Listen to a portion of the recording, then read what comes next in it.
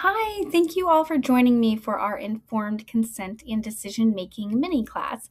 My name is Tia Wente. You may know me if I am a part of your doula team, but I am one of the co owners of Chicagoland Birth and Baby, a certified doula and a certified childbirth educator. And we are going to talk today about how to make informed decisions and actually give consent in a medical setting. I hope you enjoy this class and find it very informative. So, what is informed consent? So, a lot of people think informed consent involves the big stack of papers you typically sign when you're registering at the hospital to have your baby, or the admission paperwork that you sign giving consent for treatment.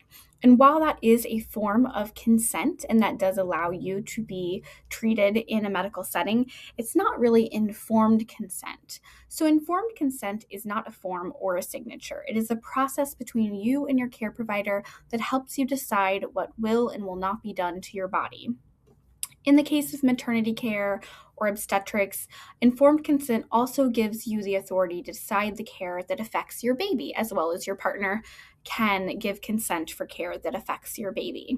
So, informed consent is really a conversation. So, you should be able to sit down with your provider and go through the risks, the benefits, the alternatives, really get to have a sense of what your intuition is telling you and then make a decision. So, informed consent cannot really be driven by paperwork or, just being asked, can I do this, or being told that this is what's going to happen. It is a mutual conversation that puts you in the driver's seat of your healthcare and hopefully is revolved around shared decision making and makes you a part of your care team and your decisions. So, what is implied consent? So, this is where the waters can get a little bit muddy. If you have had those conversations with your provider and you have been given informed decision making or informed consent, we sometimes run into an issue with implied consent. And that's in a situation where your provider may think, I've already been allowed to do X, so it must be okay to do Y. So, I'll give you an example of this. Say your provider sat down and had a decision making conversation about cervical exams. They gave you the risks and the benefits, why they feel that it was necessary to perform a cervical exam at this time, and then waited for you to give consent. That's what should be happening. So imagine that conversation has happened and you have went ahead and given consent for that cervical exam. Well, they might think while they're down there doing your cervical exam, because they've already obtained consent to enter your body and do that cervical exam, that it must also be okay to go ahead and break your water while they're there. They may see this as a kindness to you because they're not having to withdraw their hand, have a separate conversation, and then re-enter, for that same position to do the cervical exam and break your water. So they might just think, I'm already in here. She's tolerating the exam well. Let me do the kind thing and go ahead and break the water. But breaking your water actually comes with a whole other subset of risks and benefits and should be discussed separately. So we do want to be very cautious about implied consent. And this is where having a doula can be very helpful, or having this conversation with your birth partner ahead of time or a trusted friend that's going to be in the room with you, to be watching for scenarios where you're going to run into implied consent. And I do see this most often around cervical exams and then breaking water, inserting a external or an internal fetal monitor, or an internal pressure catheter to measure contractions. They're all things that involve the same sort of method of a cervical exam, but then you are introducing new risks and different benefits. So all of those things should be assessed kind of separately. So you do want to have a conversation with your doula, your partner, or a trusted friend that's going to be acting sort of as your liaison or your advocate in the hospital, to be watching. So something that I'm always watching for as a doula when I have a provider who's doing a cervical exam is I am watching what they're asking the nurses for. If they are asking the nurses for an amni hook or a pressure monitor or a fetal scalp electrode, my ears perk up and I'm listening and watching. And if I see them going to do something that has not been discussed or consented to, I very kindly and respectfully say, "Oh, excuse me. I know I discussed with client so and so in their birth plan that they weren't really comfortable with this intervention. Would you mind discussing that with them?" Or I'll bring it to the attention of the client. I'll say, "Oh, hi. I know we discussed, during our birth planning meeting that you were really wanting to avoid breaking your water or avoid a fetal scalpel electrode. And it looks like that may be something they're trying to do right now. Do you want to have that discussion with your provider?" So having somebody who's watching for those things to happen and then politely intervening so that you can have a conversation to give informed consent or informed refusal is really important. And that brings us to our informed refusal. Thanks, but no thanks. As an opposite of informed consent, you can always give informed refusal. So after you've discussed the risks, the benefits, the alternative, you've listened to your intuition, you've taken that time to make that decision, you can, at the end of the day, always say no. And you can say no to so many things that most people don't even realize that they can. And you, not saying that you should. There's a comfortability to everybody for declining things in labor. But I have clients who sometimes decline an IV or decline IV fluids or decline having their water broken or decline continuous fetal monitoring. And a lot of the times they will get pushback from their hospital saying, "Oh, I don't think we could do that," or "That's against policy," or "We don't have a choice." But at the end of the day, I always remind you that you do not lose your personal autonomy and your human rights when you enter a hospital system to have your baby. You are in charge of your body and your decisions at all times. And yes, some of those things that you decline may be against hospital policy, but there's always a form to sign or a conversation to be had, and you are absolutely not legally obligated to consent to anything that you don't feel comfortable with. And that's why it's really important to have good childbirth education and good conversations and a lot of research to find out, what you are and are not comfortable with prior to going in to have your baby. And that brings us to what is consent-friendly language. So you should start watching for consent-friendly language from your very first prenatal appointment. And if you are getting red flags that we will talk about on the next slide, it is a great idea to interview other providers and see if maybe you can find a better fit. Because I do find if we are not seeing consent-friendly language prenatally, we are not going to see it in your birth experience. And that's where we can really run into some of that trauma. So these are things we want to hear. Do you have any questions or need more time to think about it? You want a provider that is willing and excited and enthusiastic about answering all of your questions. If they seem rushed or they blow you off or they seem to just not want to answer questions, that should put up some red flags for you. And a provider should also give you time to make a decision you feel comfortable with. If you're being rushed or coerced, that's not really consent-friendly language. You should also hear things like, "I would like to rupture your amniotic sac. These are the risks and benefits of this procedure." Any provider should be willing to discuss risks and benefits with you. And can I perform a cervical exam to see if you are dilated? There's so many times as a doula, I've seen a provider come into a room and say, "Oh, hi, I am provider so-and-so." If you haven't met them in advance, sometimes depending on call schedules, you haven't met everybody, but they'll come in the room, introduce themselves and say, "Okay, it's time to check your cervix. We're going to see how dilated you are. I'm going to break your water, and then we're going to have a baby." And they've outlined their plan, but they have not asked for consent and they have not given you the chance to have a discussion. So we always want to hear the "can I?" Would you be okay with? Can I answer questions about that? Those are good signs that your provider respects your autonomy and your mental and physical safety, and they have prioritized you as a patient versus policy and schedules. So we're going to watch out. And you can hear these things also in prenatal appointment. So when they're offering you things like gestational diabetes testing, they should say, "Hey, we would like to perform this test. Here's the risks. Here's the benefits. How do you feel about it?" Or, if they're offering a cervical exam in the office at maybe 38, 39, 40 weeks, which I could do a whole video on my thoughts on that. But again, it should be, can I do this? Here is why I would like to. Here are the risks of doing it. How do you feel comfortable with that? If you are running into these roadblocks early prenatally, it's only going to get worse in labor. So something that you need to watch out for kind of throughout your whole time of prenatal care. Things we want to be aware of, and I touched a little bit on this on the last slide, are words like allow. We will, or I will only allow you to go to 40 weeks, and then you have to have an induction or a C-section. Can't let you. We can't let you eat once you're admitted. We can't let you go without an IV. We can't let you go to the bathroom and get off the fetal monitoring.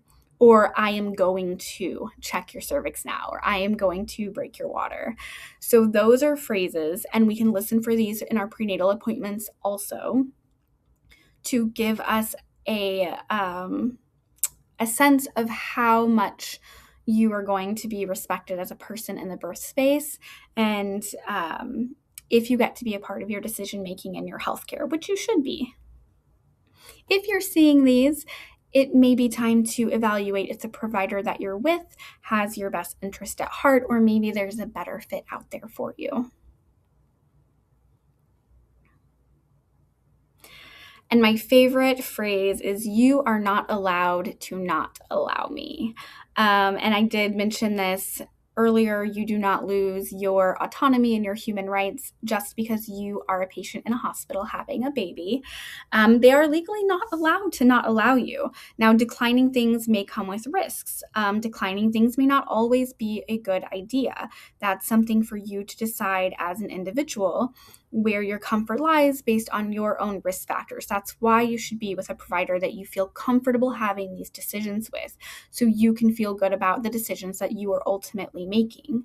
But yes, legally, they are not allowed to not allow you to eat, to go to the bathroom, to walk around, to get out of bed, to do intermittent fetal monitoring versus continuous fetal monitoring. Again, for your own independent situation, those might not actually be good ideas, but at the end of the day, you are ultimately in charge of making those decisions. Do you think you can give informed consent during a contraction or a procedure? So a procedure like placing an IV catheter, getting an ultrasound, having a cervical exam. So in this instance, if they're asking you, can we do a cervical exam during a contraction? Can you give informed consent? If they're asking you if they can break your water while their hand is still inside doing the procedure of a cervical exam, can you give informed consent? The answer is no. So consent should not be obtained during a contraction, IV placement, or other procedures. It is really hard to think during that time, particularly during a contraction. You are trying to process the external stimulation, discomfort. You might be feeling a little nervous. It can be really easy to agree to things that you don't feel comfortable with in the moment and not even realize what you're doing because you are so focused on what is happening at that moment and not thinking into the future. So a good provider should be very respectful of understanding that that is not actually informed consent, that they do need to give you space for that, and not do it during a time where your stress is heightened or you may not be able to pay full attention. So how can we be good advocates for ourselves and ask the right questions? Well, I always say, let's use our brains. The first part of using our brains actually doesn't start with B. It starts with E. So sometimes you'll hear me refer to this, if I'm your doula, as using our E-brains, because it's just a little bit of a reminder that this actually starts with assessing for an emergency. So when you are presented with a procedure or something that you need to give consent or you need to decline and you're unsure how to make that decision, we're going to use our E-brains or our brains. So we're going to start with emergency. The first thing that you may want to ask, if it's not obvious to you. Are we in an emergency situation? So a provider that wants to break your water, start Pitocin, do a 3-hour glucose test because maybe your first hour was slightly off and you didn't pass. You can ask your provider, are we in an emergency situation? 99.9% of the time, we are not in an emergency situation. And if we're not, that allows you the time to walk through the rest of this process.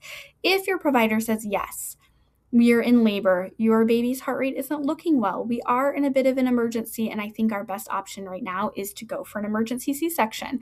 We know that we probably don't have time to work through this scenario, and you are in need of a life-saving procedure, and typically at that point you would give consent most of the time to get us where we need to be to have a healthy baby and a healthy mom.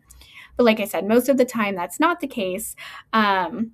Things might be slightly urgent, or things could not be urgent at all, but we do need to get to the heart of if we're dealing with an emergency. So once we determine that we are not dealing with an emergency situation, we can move on to the rest of the acronym. So our first part of BRAIN is benefits. So your provider has said, client so-and-so, may I do this procedure? And you are going to say, can you please tell me the benefits of this for myself and my baby? And wait for an explanation. Then we're going to get to risks. You're going to ask, what are the risks of doing this procedure or test for myself and for my baby? Then we're going to come to alternatives. What are some alternative things that we may do instead of this? So in the instance of they would like to start Pitocin because labor is slowing down, you can say, what are my alternatives? And they might say, well, you can use a breast pump to try to stimulate oxytocin. You can try castor oil. Typically, that's not an option in the hospital, but maybe in a birth center or a home birth situation.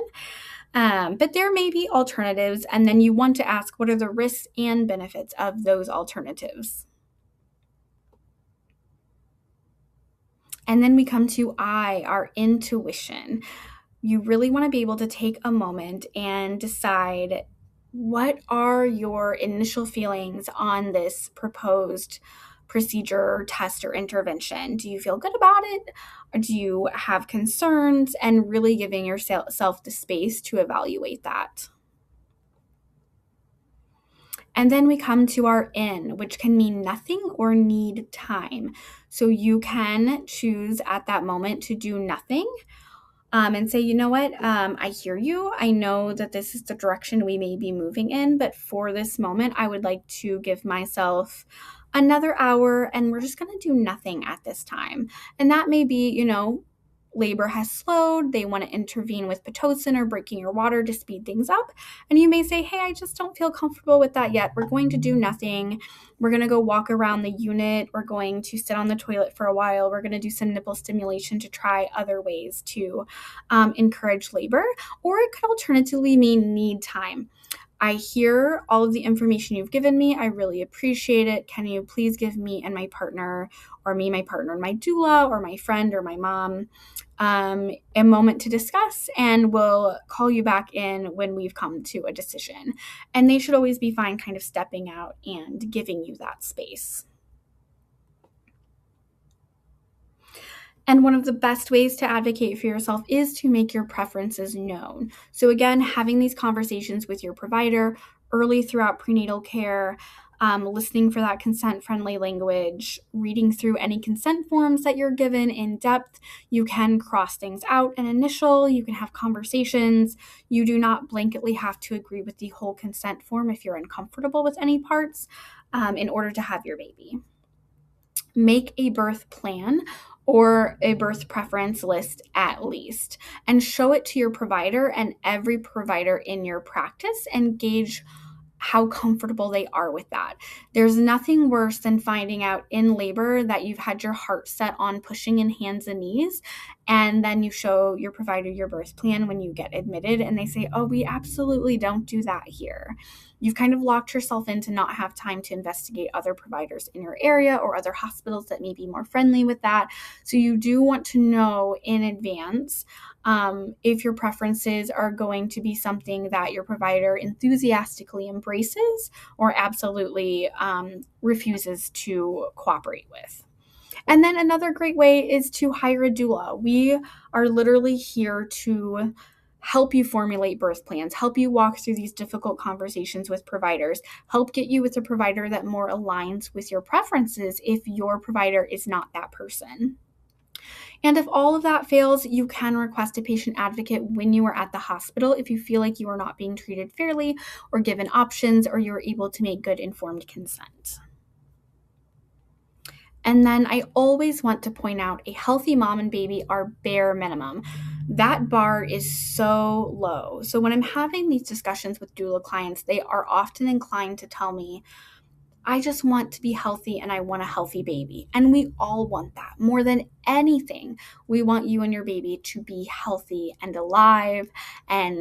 But I always ask that we are also thriving, that we are both psychologically and mentally healthy as well as physically healthy. We should have the bare minimum expectation that you come out of your birth healthy and that your baby comes out of your birth healthy. But we really should be setting the bar so much higher. We need to set the bar high enough that birth trauma becomes rare and not the norm. We need to set the bar high enough that our providers understand that the way that we're talked to and treated and the way we get to have conversations around our healthcare are so necessary and that we need to be a part of that. So do not feel guilty if your expectations are so much higher than a healthy mom and baby. We all want that at the end of the day so much, and everybody is deserving of that. But it is okay to expect better.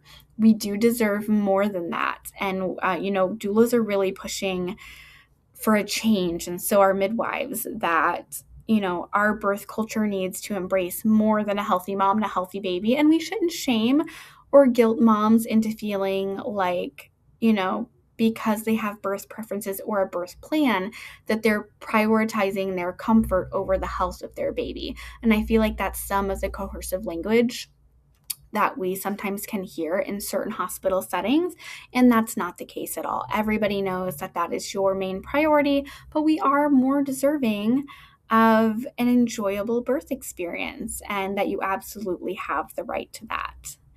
Thank you so much for joining me for this quick and easy mini class. I hope it was helpful and informative. Please know that you can always reach out for clarifications, go through the slides again. I highly recommend you write down the eBrain acronym and take that to the hospital with you to really help prompt those conversations if you need to have them in real time, because it can be a little hard to remember those things on the fly. So again, my name is Tia Wente. I am a certified doula, childbirth educator, and at the time of this recording, a primary student midwife. And I am so excited to share this information with you. I hope you found it helpful. Have a wonderful day. Thanks.